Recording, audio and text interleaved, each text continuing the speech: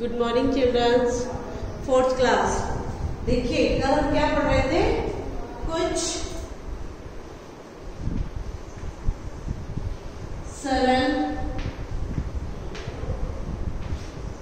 निबंध।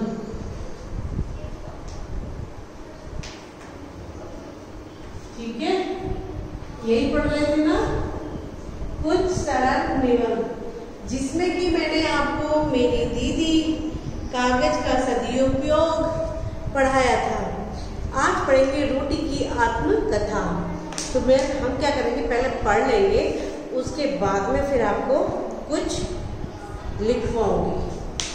तो पढ़ने में भी हमें बहुत टाइम लग जाएगा क्योंकि बहुत सारे हैं, पर रोटी की आत्मकथा हम जरूर पढ़ेंगे। बाकी फिर इम्पोर्टेंट पढ़ेंगे जो हमें करना है, जैसे कि दीपावली हो गई, बाल दिवस हो गया, गणतंत्र दिवस हो गया, दशहरा हो गया। अगस्त के महीने में आपको पता है बहुत 2 फेस्टिवल हमारे आते हैं, ठीक है ना।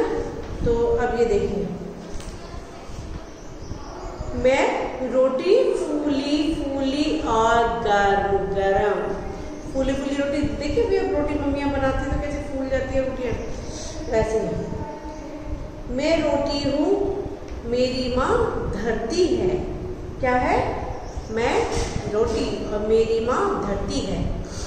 मेरा जीवन एक गेहूं के छोटे से बीज से शुरू होता है। ठीक है, मुझे सदियों से बोया जाता है। जमीन में बोते हैं, फिर वो बड़ा होता है, फिर उसमें से काटते हैं, फिर उसको उधर मशीन होती है, थ्रेशर होता है, उसमें निकालते हैं। ठीक है ना। बीज पौधा बनकर लहलहा उठता है। मार्च के महीने में पौधे सुनहरे रंग के होते हैं। फिर उनकी कटाई आरंभ हो जाती है। धूप में सूखने के बाद पीक कर भूसे से गेहूं अलग किया जाता है। ये इसकी प्रक्रिया है गेहूं को अलग करने की। फिर गेहूं के दानों को साफ करके चक्की में पीस दिया जाता है, जिससे कि आटा बन जाता है। अब इसे आटा कहते हैं। इस आटे को पानी डालकर गूंदा जाता है। उसकी लोई बनाई जाती है गोल गोल। फिर क्या करते हैं, चकले पर रखी जाती है और बेलन से उसको गोल गोल बेला जाता है। फिर उसे गरम तवे पर डाल दिया जाता है। उसके बाद ही मैं रोटी कहलाती हूँ। ठीक है, अब तुम सोचो कितना दुख सहा है मैंने। ठीक है, रोटी बनने में कितना दुख सहा है।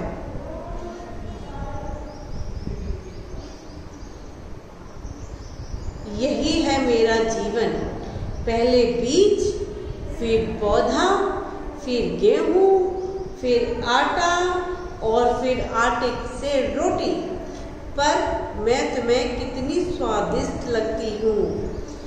तुम मुझे सब्जी और दाल से खाते हो और मैं तुम्हें तृप्त देखकर प्रसन्न हो जाती हूँ। देखिए, अब मैं जो आपको पढ़ाई, कल मैंने पढ़ाई दी मेरी दीदी, ठीक है, कागज का सदुपयोग। तो आपको ये क्या करना है, ये अपने ना घर से पढ़ना है, रीड करना है, पढ़ लोगे अच्छा रहेगा। तो ये क्या, उसने क्या कर दिया, रोटी ने तृप्त कर दिया, मन प्रसन्न कर दिया। ठीक है,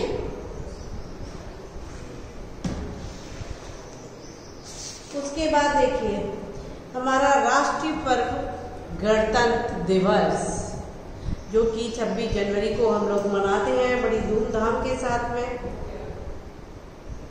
ओके, तो देखिए, दिल्ली में प्रतिवर्ष एक समारोह बड़े उत्साह से मनाया जाता है। यह समारोह है गणतंत्र दिवस। 26 जनवरी 1950 को हमारे देश का संविधान लागू किया गया था। तभी से यह पर्व हमेशा देश में बड़ी धूमधाम से मनाया जाता है। दिल्ली में गणतंत्र दिवस की परेड देखने दूर दूर से लोग आते हैं। राजपथ पर ऐसा लगता है कि जैसे लोगों का समुंदर उमड़ आया हो। परेड विजय चौक से शुरू होती है और राजपथ होती हुई लाल किले तक जाती है। सबसे पहले राष्ट्रपति जी झंडा फहराते हैं। कुछ देर बाद सेनाओं के जवान, टैंक, ऊंट और दिल्ली की विद्यालयों के सैकड़ों विद्यार्थी कदम से कदम मिलाकर राष्ट्रपति को सलामी देते हैं। जिन साहसी बच्चों को सम्मानित किया जाता है वे हाथियों पर बैठकर निकलते हैं। स्कूल के बच्चे तरह तरह के नृत्य करते हैं और करतब दिखाते हैं। विभिन्न राज्यों की सुंदर सुंदर झांकियाँ देखिए। कभी आप लोग ने टीवी में देखा होगा, रियलिटी में नहीं देखा होगा, टीवी में देखा होगा कि कितनी अच्छे तरीके से वहाँ पे झांकियाँ निकलती है, कि बहुत ही अच्छे तरीके से झंडा फहराया जाता है। देखना कभी 26 जनवरी 15 अगस्त में, पता चलेगा आपको।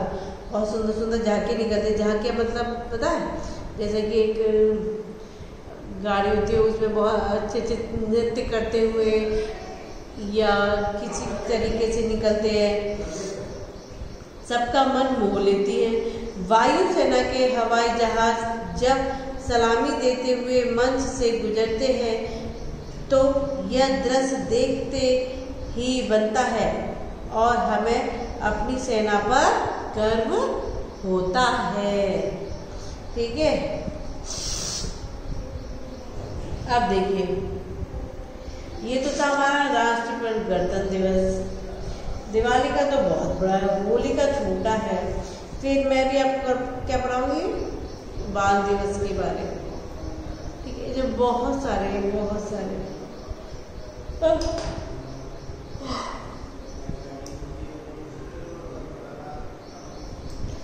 बाल दिवस क्या कहता है? किसी देश की संपत्ति उस देश के बच्चे होते हैं। क्या कह रहा है? किसी देश की संपत्ति उस देश के बच्चे होते हैं। आज के बच्चे कल के कर्णधार होंगे। पंडित जवाहरलाल नेहरू बच्चों को बहुत प्यार करते थे, इसीलिए उन्होंने अपने जन्म दिवस को बच्चों के लिए बाल दिवस के रूप में मनाया। बच्चे भी उन्हें प्यार करते थे। वे नेहरू जी को चाचा नेहरू कहकर पुकारते थे। नेहरू जी बहुत व्यस्त होने पर भी बच्चों के लिए समय अवश्य निकालते थे। 14 नवंबर को बाल दिवस के अवसर पर विद्यालयों में समारोह आयोजित किए जाते हैं। इस अवसर पर कविता, गीत, नाटक, भाषण आदि के कार्यक्रम किए जाते हैं। दिल्ली में बाल दिवस पर शिक्षा विभाग की ओर से नेशनल स्टेडियम में विशेष उत्सव मनाया जाता है। सभी विद्यालयों के चुने हुए बच्चे वहां एकत्रित होते हैं। अपने चुने हुए कार्यक्रम दर्शकों के सम्मुख प्रस्तुत करते हैं, जिन्हें सभी लोग पसंद करते हैं। बच्चे इस दिन अपने प्रिय चाचा नेहरू की समाधि शांति वन जाकर पुष्प आदि चढ़ाते हैं। इस अवसर पर बच्चों को मिठाई तथा नेहरू जी की स्मृति चिन्ह गुलाब फूल दिया जाता है। स्मृति चिन्ह क्या है? नेहरू जी का गुलाब का फूल बहुत पसंद था। जब वो कोट पहनते थे तो अपने गुलाब का फूल कोट में लगा के निकलते थे। ठीक है, दीपावली के बारे में आपको सबको पता ही है। दीपावली सब मनाते हैं। बाकी देखिए, नेहरू जी वाला भी सब मनाते हैं, बाल दिवस भी सब मनाते हैं। राष्ट्रीय पर्व गणतंत्र दिवस भी सब मनाते हैं, पर समझने के तरीके ना किसको कितना समझ में आए, इसलिए मैंने आपको पढ़ के बता दिया है। बाकी दिवाली का तो कोई भी चलते चलते बता देता है। अभी देखो, होली दिवाली आप अपने तरीके से पढ़ना, ठीक है, पढ़ना जरूर। उसके बाद में मैं आपको पढ़ाऊंगी हमारा राष्ट्रीय ध्वज तिरंगा, ठीक है, और तो तिरंगा उसमें क्या है, प्रत्येक देश का राष्ट्रीय ध्वज उस देश की अपनी एक पहचान होता है। हमारे देश का राष्ट्रीय ध्वज 3 रंगों वाला है, अतः इसे हम तिरंगा भी कहते हैं। यह झंडा 3 रंगों की समान आकार की 3 जोड़ी पट्टियों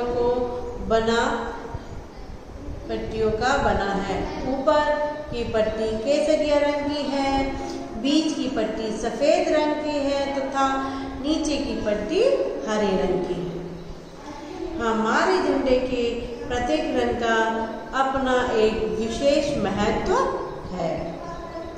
केसरिया रंग वीरता, त्याग और बलिदान का सूचक है। जो हमारा झंडे में सबसे ऊपर वाला जो होता है कलर केसरिया, ऑरेंज सा कलर, वो किसका, वीरता, त्याग और बलिदान का सूचक है। सफेद रंग शांति, प्रेम, सत्य, अहिंसा और सादगी का परिचायक है। हमारा रंग हमारी धरती की हरियाली, समृद्धि, खुशहाली का प्रतीक है। तीनों कलर के बारे में मैंने आपको बता दिए। तो जो हरा रंग होता है वो हरियाली और समृद्धि और खुशहाली का प्रतीक होता है, ठीक है। सफेद पट्टी के बीच में एक गहरे नीले रंग का चक्र बना है। यह चक्र सम्राट अशोक के स्तंभ से लिया गया है। कहाँ से लिया गया? सम्राट अशोक के स्तंभ से लिया गया है। यहाँ यह चक्र हमारी प्रगति है, जो सदैव आगे बढ़ने की प्रेरणा देता है। इस चक्र में 24 तीलियां हैं। तिरंगा झंडा हमारे देश की गौरवीय संस्कृति एवं परंपरा का द्योतक है। इसका सम्मान करना हमारा कर्तव्य। ये हो गया हमारा वीरता।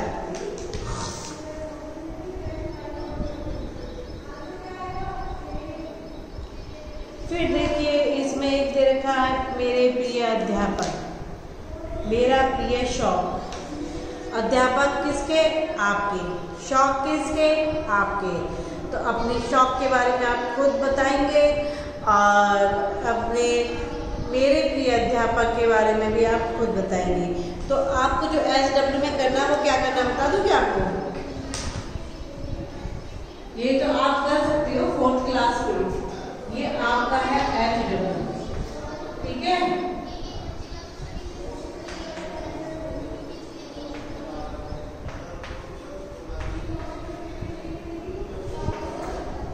ये हो गया। तो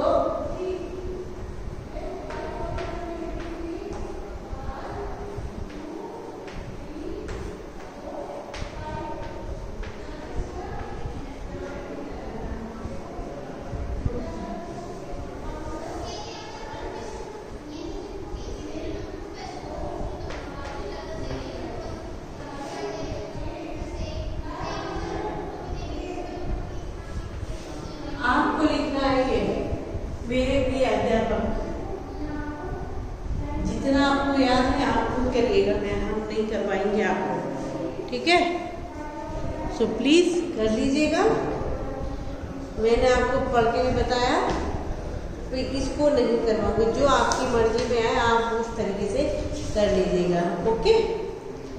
चलिए ये हमारा हो गया कंप्लीट। उसके बाद अब देखते हैं कंप्लीट क्या, आप जब मुझे करके बताओगे तभी तो कंप्लीट होगा। एक निबंध तो आपको लिखना पड़ेगा ना, ठीक है।